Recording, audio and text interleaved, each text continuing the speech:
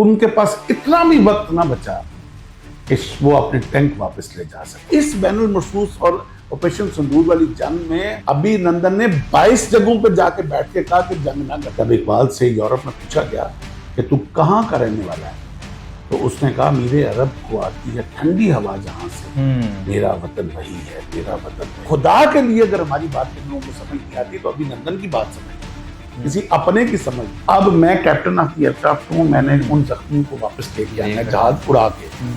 और जब वो स्टिकर पड़ा और चेहरा देखा तो मेरा सगा भांजा अच्छा लेफ्टिनेंट फ्रांस चुविंडा को भारत की आर्मर कोर का कब्रिस्तान कहा जाता है। सेकेंड वर्ल्ड वॉर के बाद आज तक की लेटेस्ट मॉडर्न हिस्ट्री में इतनी बड़ी टैंकों की जो जंग है वो नहीं हुई। जिस जवां मर्दी के साथ हमारे लड़के मेजर अजीज भट्टी शहीद, इस तरह हिकमत अमली के साथ बहुत कम 20-20 लोगों के साथ पूरा मुहाज दिफा करते हुए मैंने देखा। बिस्मिल्लाहिर्रहमानिर्रहीम, अस्सलाम वालेकुम। मैं हूं मोहम्मद उस्मान और आप देख रहे हैं डिजिटल पाकिस्तान। नाज़रीन, पाकिस्तान ने बहुत सी जंगों का सामना किया है, लेकिन उसमें एक प्रोमिनेंट जंग थी 1965 की, जिसमें हमारे बहादुर सिपाहियों ने, चाहे वो फजा के सिपाही हों, जमीन के सिपाही हों या बहरी फौज के सिपाही हों, उन्होंने ऐसी जुर्रत और ऐसी लगन का मुजाहिरा किया कि दुश्मन को नाको चने चबवा दिए और आज तक दुश्मन उसको याद रखता है। तो आज हमारे साथ बहुत ही खास शख्सियत मौजूद हैं जिनका हम इंटरव्यू करने जा रहे हैं, जिनसे हम पूछने जा रहे हैं जो हमें बताएं कि 1965 की वॉर में हमारे बहादुर सिपाहियों ने किस तरीके से जुड़त का मुजाहिरा करते हुए दुश्मन को वापस धकेला था जब उन्होंने हमारी जमीन की तरफ मैली आंख से देखा। तो हमारे साथ मेजर रिटायर्ड मैसम रजा मौजूद हैं। सर, बहुत शुक्रिया आपके वक्त का, thank you very much. Sir, सबसे पहले तो बताइएगा, चुंडा को और सियालकोट के महाज को टैंकों की सबसे बड़ी जंग कहा जाता है। दुनिया में सबसे बड़ी जो जंग हुई वो सियालकोट और चुंडा के मकाम पर हुई। तो उसके बारे में क्या हुआ था वहां पे एक्चुअली? बिस्मिल्लाहिर्रहमानिर्रहीम, ये बेसिकली सबसे बड़ी नहीं इसको कहा जा सकता।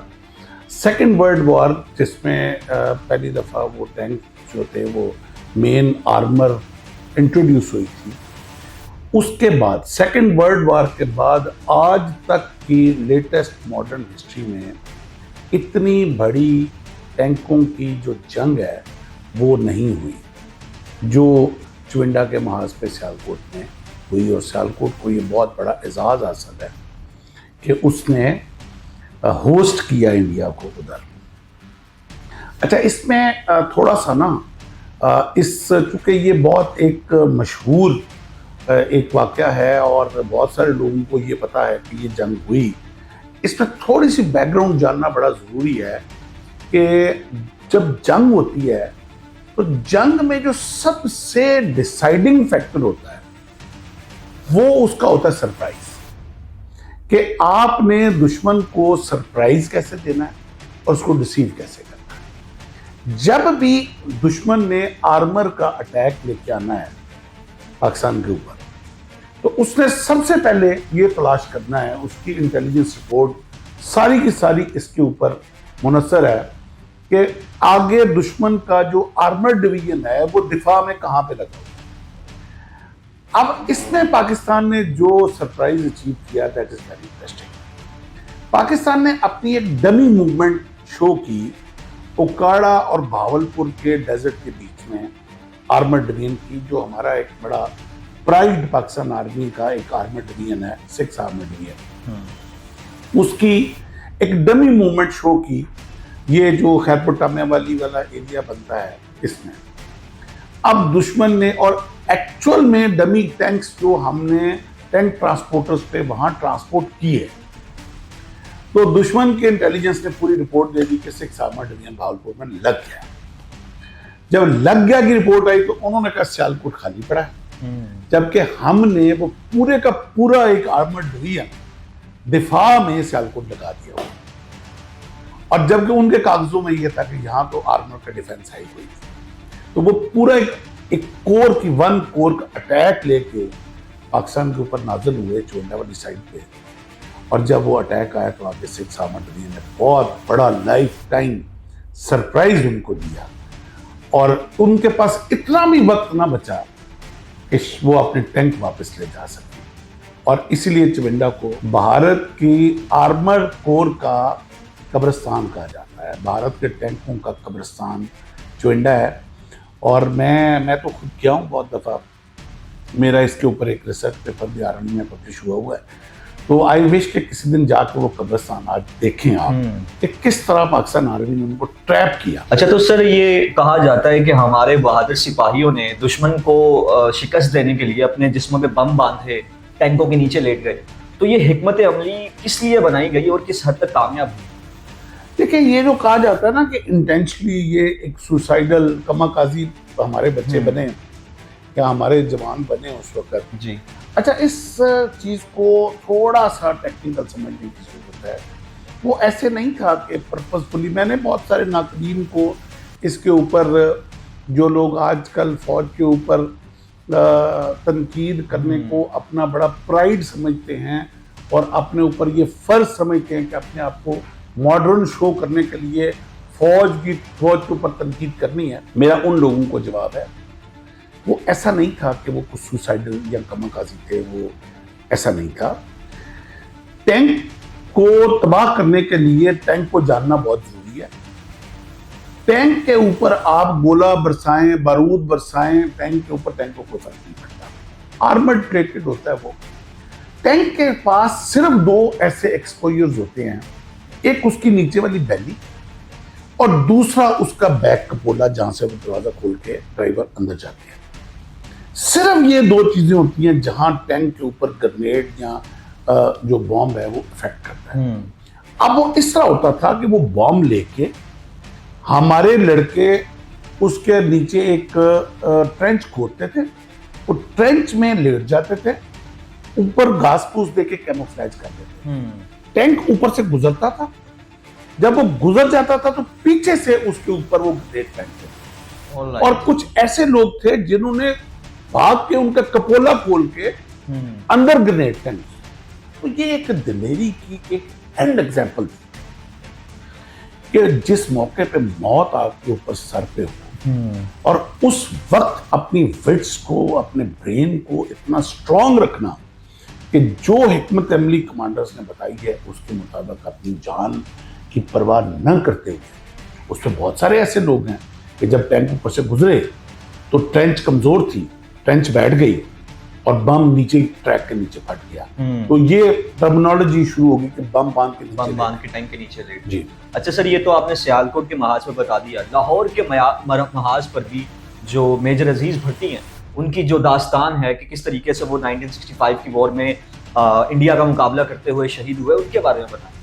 देखिए, मेजर अजीज भट्टी एक करैक्टर थे जिन्होंने बहुत नुमायां किरदार पेश किया।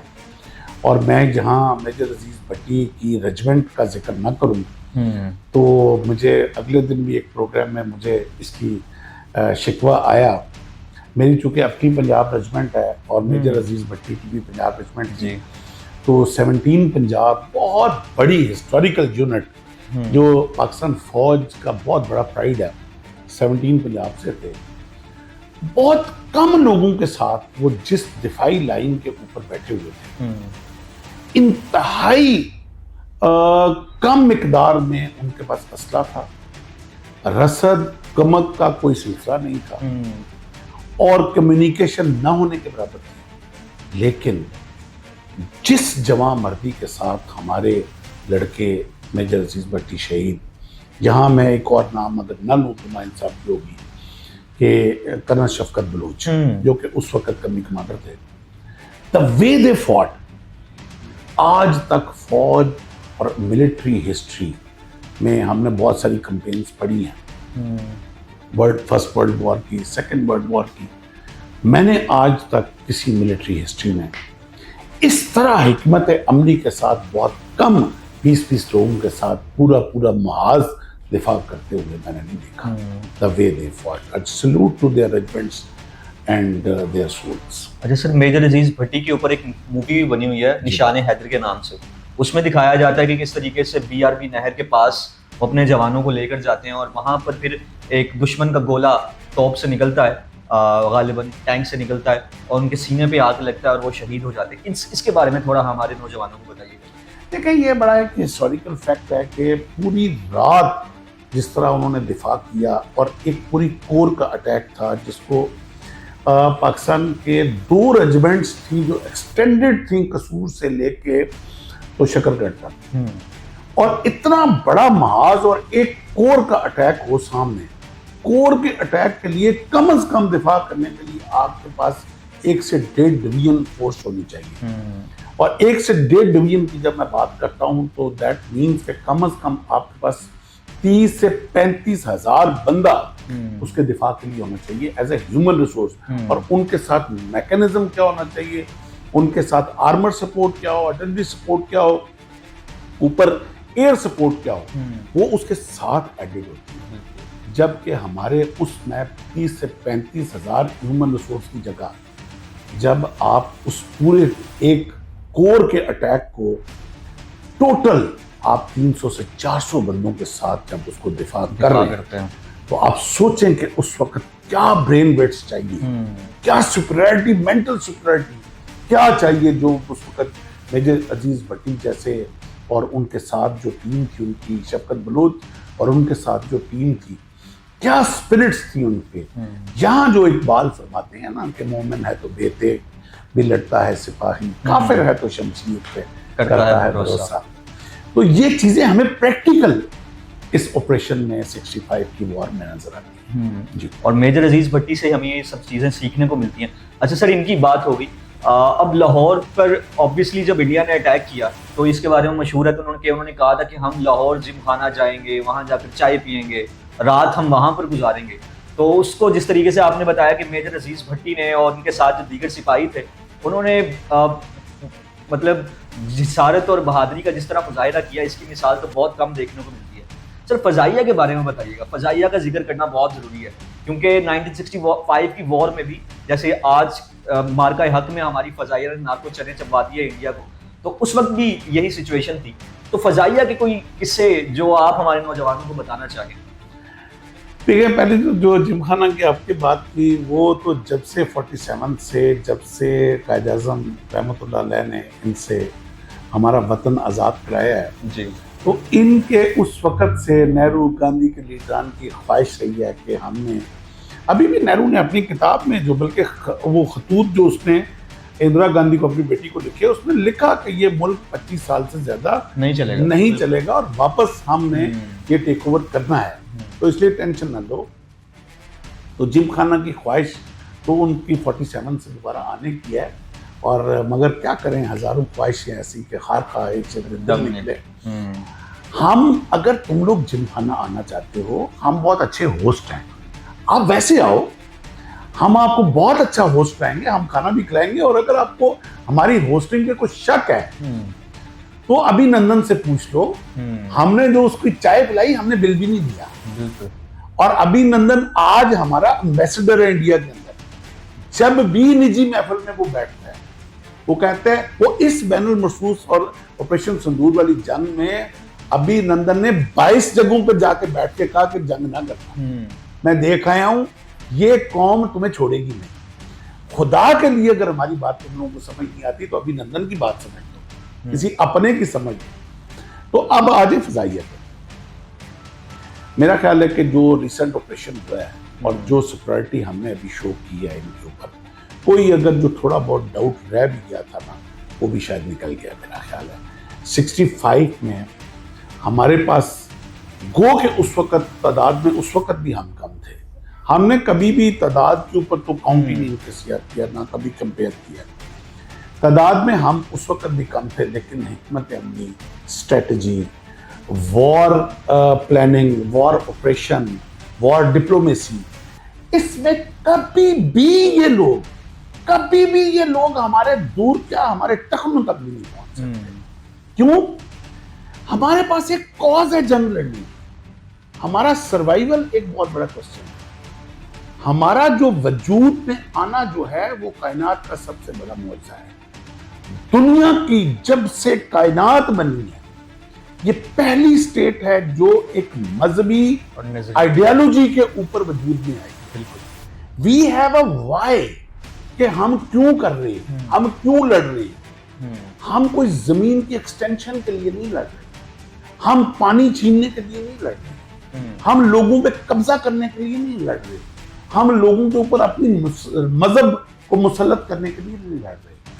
हम इसलिए लड़ रहे हैं कि हमारा रब का हुक्म है कि ये मुल्क जो मैंने बनाया है, ये वो मुल्क है जो मेरे आका सल्लल्लाहु अलैहि वसल्लम ने शनीद दी थी कि जब मेरा आखिरी बेटा महदी आएगा तो एक फोर्स मैं देखता हूँ जो मशरक से उठेगी और उसकी नुसरत के लिए आएगी। ये वो फौज है जिसने इमाम महदी के लिए लड़ना है।